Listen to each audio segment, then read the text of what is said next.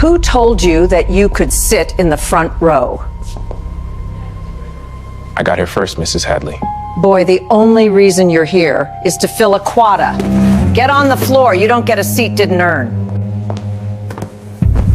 My GPA is 3.9. Your GPA is charity. Just like your scholarship. Just like every handout your mother begged for while scrubbing toilets. You'll amount to nothing. You were born nothing. Floor is where nothing belongs. 200 students watched. Nobody spoke. She didn't notice the woman standing outside the open door, but that woman heard every word, and she was the one person who could end Mrs. Hadley's career forever. The cold hit Owen's legs before anything else. The tile floor of Lecture Hall 4B was designed for chair legs and dropped pens, not for a 19-year-old sitting with his back against the wall. He bent his knees at an awkward angle, balanced his notebook on his thigh, and started writing again. His pencil tip snapped against the page. He didn't flinch, just reached into his bag, pulled out another one, and kept going. Every letter pressed deep into the paper like he was carving it into stone. Mrs. Hadley returned to the whiteboard like she'd done nothing more than adjust the thermostat. She drew a bell curve, explained standard deviations, cracked a joke about probability that landed with 3 hollow laughs. The nervous kind. The kind that buys you 1 more hour of invisibility in a room where standing out could cost you everything. A girl in the 3rd row turned around and stared at Owen. Her mouth opened slightly like she wanted to say something. She didn't. Owen didn't look up. His left hand gripped the edge of his notebook until his knuckles went pale. But his right hand kept moving, steady, deliberate. This wasn't the first time. 3 weeks ago, Hadley assigned group projects and left Owen without a team. "Nobody wants to work with you," she'd announced to the room. "Perhaps that tells you something about your place here." 2 weeks before that, she'd graded his research paper a D- and scrawled in red ink, "Lacks academic rigor. Consider trade school." Owen Yates had the highest score on the department entrance diagnostic. He was the first person in his family to step inside a university. His mother, Gloria, worked the day shift at Mercy General Hospital, and the night shift cleaning office buildings, 16 hours on her feet so that tuition would never be late again. She called every evening at 9. Owen always picked up, always said the same thing. "Everything's fine, Mom, promise." It was never fine, but he never told her, because one complaint from a tenured professor could mean one phone call to the scholarship board, and one lost scholarship meant everything Gloria Yates had sacrificed.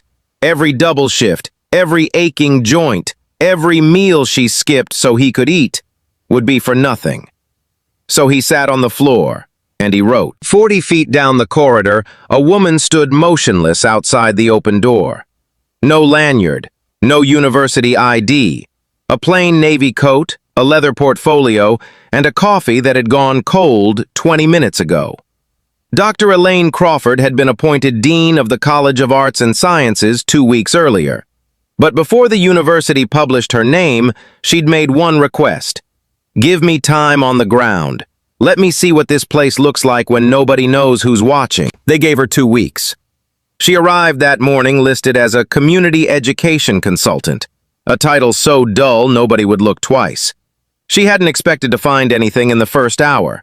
She opened her phone, typed the room number, the time, and 6 words, "Floor, chair removed."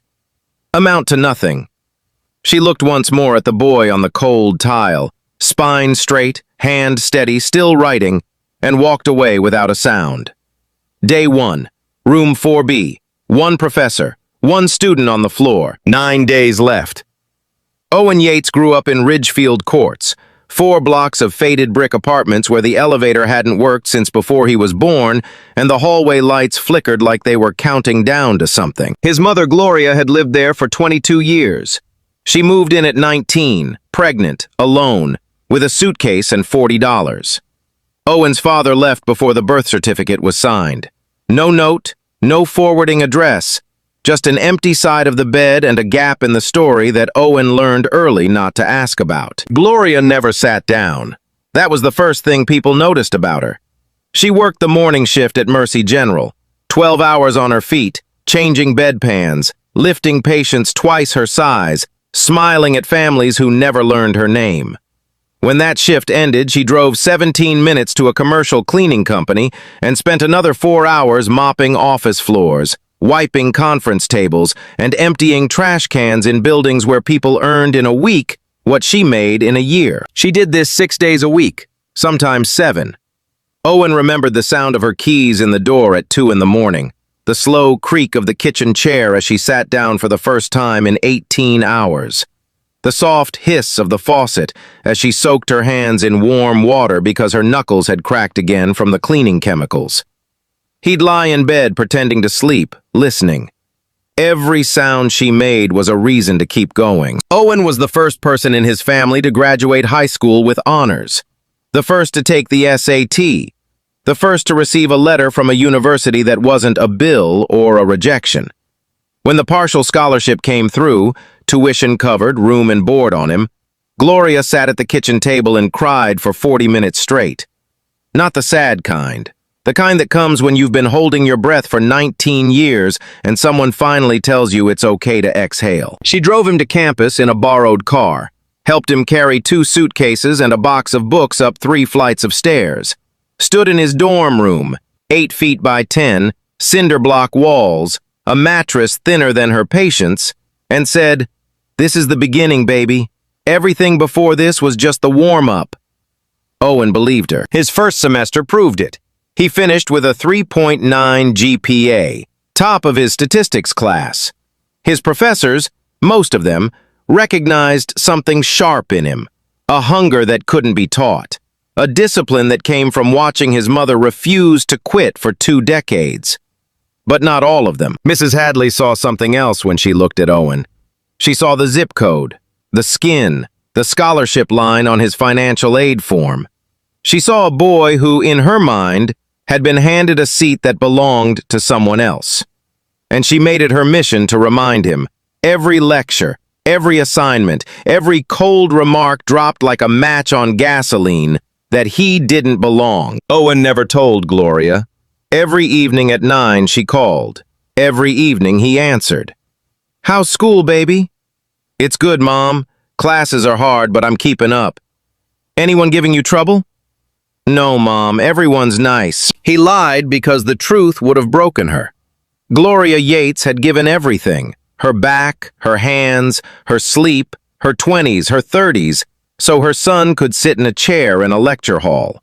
If she found out that someone had put him on the floor, she would have driven 4 hours in that borrowed car and torn the building apart with her bare hands. And then she would have lost her job, missed a shift, fallen behind on rent. Owen understood the math, so he sat on the floor, took the D-, worked alone on every group project, and kept his mouth shut. The floor was cold, but it was cheaper than the truth. Dr. Elaine Crawford had spent 20 years cleaning up other people's messes. Not the kind Gloria Yates cleaned, the institutional kind. The kind that hid behind tenure policies and alumni donations and mission statements printed on glossy brochures that nobody actually read. The kind that let a professor humiliate students for a decade because firing her would mean a lawsuit, and a lawsuit would mean bad press, and bad press would mean fewer applications next fall. Elaine knew the playbook because she'd written the counter playbook. Before academia, she'd been a civil rights attorney in Philadelphia. 12 years in courtrooms where the odds were stacked so high against her clients that most lawyers wouldn't even take the meetings. She took them all, won most, lost some, but every case left the same scar and taught her the same lesson. The people doing the damage never think they're the villain. They think they're maintaining standards. They sleep fine at night. She left law at 41, not because she'd lost the fire, because she realized the courtroom was the last stop. By the time a case reached her desk, the harm was already done. The student had already dropped out. The employee had already been fired. The family had already been broken apart. She wanted to get upstream, find the rot before it reached the courtroom. So she went into education reform, and she was brutal at it. 3 universities in 7 years. Each one handed to her like a building on fire. Each one she rebuilt from the inside. New hiring standards, mandatory bias training, transparent grading audits, anonymous student reporting systems. The faculty unions hated her, the boards feared her, the students loved her, and the schools she left behind were better for the bleeding. When Whitmore University offered her the dean position for the College of Arts and Sciences, she almost said no. She was tired. 53 years old, divorced, 2 grown daughters who joked that their mother had more universities than relationships. Her back ached from years of sitting in hard courtroom chairs. Her reading glasses were thicker than they used to be. She had earned the right to rest. But then she read the internal reports. 14 formal complaints in 3 years, all from students of color, all in the same department, all naming the same professor, and all of them closed with the same rubber-stamped line. Insufficient evidence to proceed. 14 complaints, 0 consequences, 1 professor untouched.